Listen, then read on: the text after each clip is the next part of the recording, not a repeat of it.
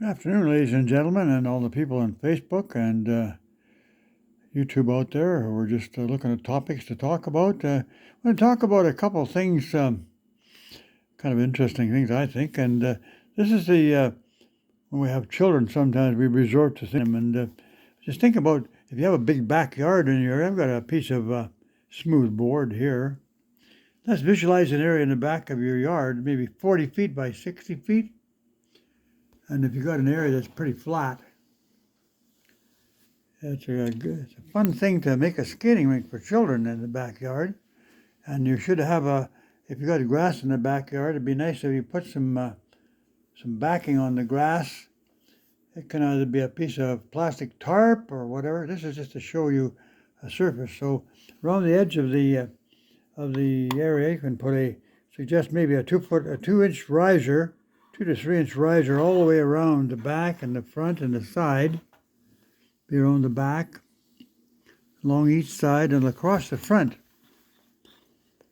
So when you're all finished, you're going to have yourself a nice little square with edges on it, and that probably have it about 2 inches deep. Probably 2 inches deep. Have the sides about 2 inches deep, maybe 3 at the most, and that's going to be a flat area in your backyard for children to make a skating rink. So you first off have a nice flat spot on your lawn, and you might have to flatten it out a little bit with a shovel and fill it up a little bit on one side or both sides to it almost level. And then put the edges around, about a 2-inch riser around the edge. And the idea is you're going to have that in your backyard, and when the temperature gets colder, you take your water hose and you fill the water up to the top of the edging. So you'll have about 2 inches of water all the way on the surface. So you wait till the temperature gets below freezing, and then you put maybe half an inch of water on one day, let it freeze, and then probably another half an inch another day, and you're going to have a nice sheet of ice there. Makes a great thing for kids to skate on. So you have a really nice smooth surface here. And even after you put the water on it and it freezes, it becomes glare ice. And on top of glare ice, the children's skates will slide very easily on the ice because you have a very frozen ice surface, and then the skate is a very thin edge. The skate is probably about 1/8 of an inch thick. So the edge of the skate is probably twice the width of this. It's a very sharp edge, and it goes along and your skate slides along on the surface. Very little friction there, so that the skate will pick up speed easily. That's quite an easy thing to make. You just find a nice flat spot. Suggesting maybe 30 to 30 by 50 feet or something like that, and flatten it out good, and put an edge around it. It'll give you about 2 to 3 inches edges all the way around. And then as the temperature freezes, you just put water on, about a half an inch of water, let that freeze, and then another 2 days later, do some more, and pretty soon you got a really nice skating rink in your backyard. Now, taking a look at the way the light is reflecting off of the hardwood here, hardboard, that's exactly what happens when the light reflects off the glare ice. So glare ice is a fun thing, and we find people skating at skating rinks and homemade skating rinks in backyards. It's a fun thing where people gather, or children gather, and they learn to skate. And I guess one of the things that we wouldn't want to consider putting on there, we wouldn't want to put sand on there, because sand is an anti-friction. And this is fairly smooth here, and if it's glare ice, it'll be perfectly glare, and all the little discrepancies here are all filled up with ice. Is perfectly smooth on top. So we are looking back at some of the accidents we used to have in highways. Most of our accidents happened early in the fall, because what happened, people are driving to work in the morning, and they're driving a distance. They may be going 30 miles and taking 30 or 40 minutes, but then when snow comes along and falls down on the surface and makes it slippery, the driver then has to adjust the time. So that means, say, instead of leaving 15 minutes early, you might have to leave 30 minutes or 35 minutes early so they can drive to work safely. So they decrease the road speed because the road might be slippery. Now we know that the guys are going to be out there sanding and trying their best to make the road sanded. And we know they can't be every place at once, even though there's shifts on. There normally 3 shifts every day, 3 8-hour shifts to cover the entire area, so you don't get snow build up on the road surface.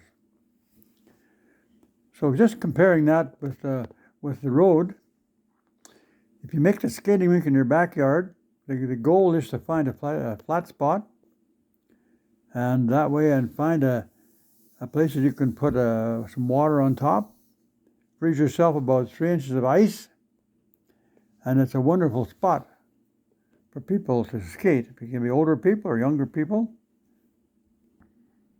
And normally we find that ice is reserved for fun purposes. Now, ski hills, you find there's a lot of ski hills in the Kootenays, and the ski hills are there, and they have sometimes they're 11, 12, 13% grade, and the fresh snow gets up on the hill there, and the people go up on the ski lift and slide down on their skis on the shiny surface of the snow and have a ball. But the glare ice situation should be restricted to things where we have fun, like skating rinks, stuff like that. Now, the other thing is, if we're not going to train young people, you've got to remember there's a lot of young people coming up in our organization, and these young people who have never driven vehicles before have never had the opportunity to experience a vehicle going out of control. So if we're not going to keep the traction improver on the highway, like sand, the next best thing would be to train people how to drive in those conditions. Now, as an advisory member of ICBC, I suggested to them that they might want to consider having an arena in each town, an ice arena, a big one, and have people bring their cars in there. Maybe take 1 or 2 at a time, or maybe 1 at a time, and have a person who has never driven a car on ice before go out on the ice and drive across the rink and try to stop. And also go into a skid, or you can put the car into a skid and have it turn the wheel and try to see how they can control the thing. Because if we don't keep our maintenance up on the highway system and keep it well looked after and have an traction improved, if they're on a glare ice situation, we have a lot of people out there, a lot of drivers, some of the older skilled drivers have their skills. A lot of the young drivers are people who have never driven on ice before. They're learning on the highway. Now, if the highway is glare ice, we have a person behind the wheel of a car who's never driven on ice before, slippery surfaces, and now they're learning on the highway. So you take a new driver driving down the highway on a real slippery surface, you barely control at all, probably sliding, and somebody coming towards them who's lost control of their vehicle as well. So you get a major accident. Our vehicles will slide off the highway. So it's imperative that we put traction restorer on the highway system. We've done that for years. Now the new technology seems to be where they want to put liquid de-icing chemicals on. But the downside of that is, if that chemical freezes, if you've got a road that's covered with water, it's going to freeze. And while the water is unfrozen, if you have water about an inch deep and you drive across there at, say, 50, 60 miles an hour, you'll have hydroplaning where the front wheels come up on top of the water, and the vehicle loses control because the wheels no longer grip the road surface. So now when you put the frost factor into that one, now we bring the vehicle, the wheels back down onto the surface, but it's a glare ice surface. And I'm not too sure about how many people have the skills to stop a vehicle and keep it under control on a glare ice situation. That's a real challenge. I've done lots of winter driving, and black ice and that kind of ice condition is a dangerous, very dangerous condition.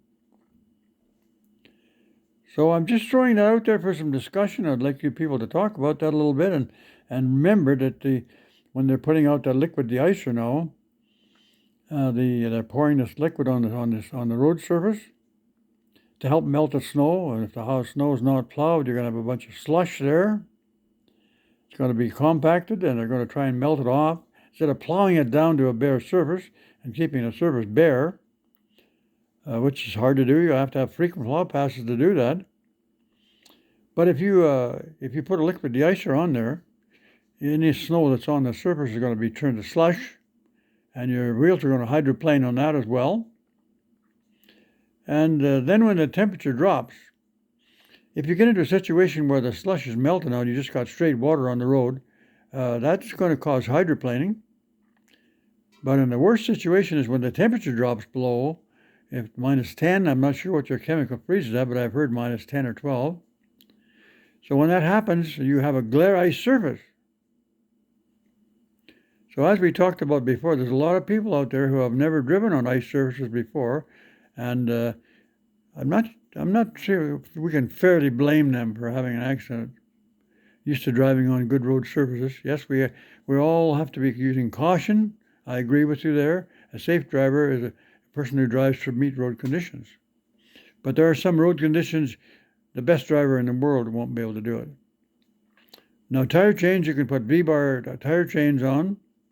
They dig right into the ice. It slows you down. You got to go real slow.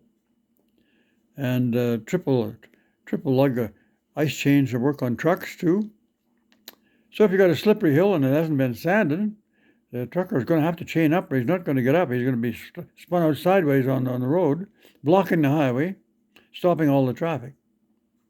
So I'd like you to think about the creation of a skating rink in your backyard and compare that, once you get it all completed, and find out how nice and shiny that ice is, how nice and glare, and putting a little bit of water on top of that makes it even slipperier. And if you pour some chemical on top of that, it's as slippery as can be. So I want you to compare that, making yourself an ice rink, to driving down the highway when you're driving on water, and when the water freezes and it becomes glare ice. And you're driving along on a fairly good surface of road where the road's pretty good, maybe bare. You come around a corner where there's been some chemical put on the road to thaw some ice that might have been there, and all of a sudden the chemical turns to glare ice. Now you got a driver coming around the corner out of control, sliding possibly towards a car coming his way, and you may have a major accident with death involved. So I think it behooves us all to think about the winter condition and the speed we drive, and be prepared to not travel. And if the roads are really bad like that, perhaps we should just go to the police and have them shut them down. Because we know darn well people are going to get killed or injured on the road. So why not just shut the road down and then do the proper maintenance, make it in good shape, and then let the traffic go? There's a little bit of food for thought there, so have yourself a great evening, and may the good Lord take a liking to you. Bye for now.